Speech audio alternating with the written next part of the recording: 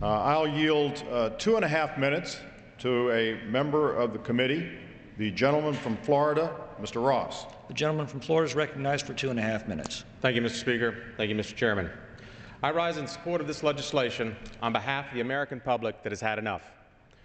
On behalf of those tens of millions of people who pay their taxes, live within their means, and give their hand to a neighbor in need, for they have had enough. On behalf of those like Boeing, whose innovation, entrepreneurship, and technology ensures that more moms and dads will not have to witness a flag-draped coffin bringing their son or daughter home from a land far away, for they too have had enough. I rise on behalf of those like my dad who fought and bled against tyranny to make sure that the future that he gave to his children would be a future of freedom, for those too have had enough. Mr. Speaker, there is no defending the overzealous oligarchs at the National Labor Relations Board. Their actions are a symptom of a regulatory board gone amok.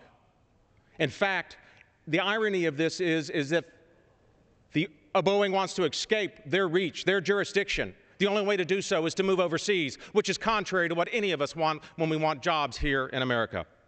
Nowhere in America should your government be able to tell you what you can or cannot do just because they believe what your intentions are.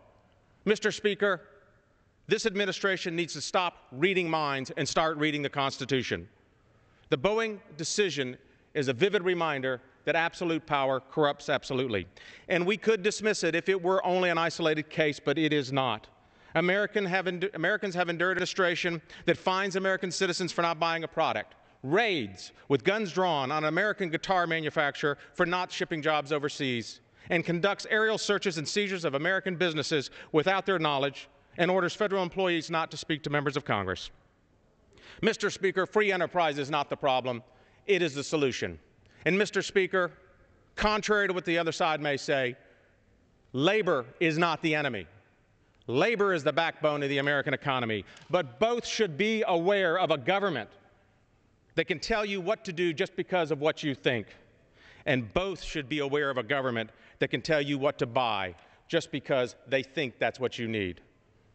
I pray that this legislation is a cornerstone of a renewed free market citadel called America. The reign of the regulator is over. The American people want their country back, and there are still patriots in this House. Mr. Speaker, I yield back. Yields back. The gentleman from Minnesota reserves. The gentleman from New Jersey. Mr. Speaker, I yield myself 10 seconds. I'm sure the